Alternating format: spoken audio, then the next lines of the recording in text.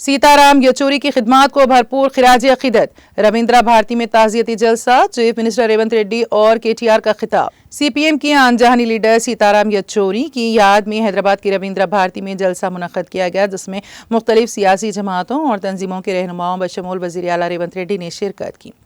उन्होंने सीताराम येचूरी के पोर्ट्रेट पर गुलहाय अकीदत पेश किया। वज़ीर आला ने कहा कि सीपीएम लीडर की मौत से अजीम नुकसान हुआ है, बल्कि मौजूदा सियासी हालात में जब मुल्क में बाएक वक्त इंतखाबात की बातों में शिद्दत पैदा की जा रही है, उनकी मौत एक अजीम नुकसान है।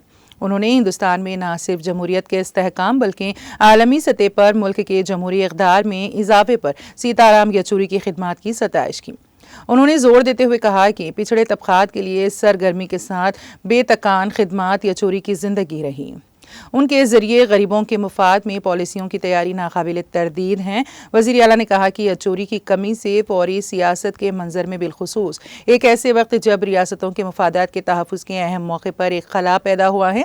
इस मौके पर खिताब करते हुए BRS के कारगुजार सदर के तारक रामाराव ने सीताराम येचूरी के अटल अहद को उजागर किया। साबिक़ चीफ मिनिस्टर मोहन कांदा, CPM रुकन पोलिट ब्यूरो राघलू, CPM के रियासती सेक्रेटरी T वीराभद्रम ने भी खिताब किया।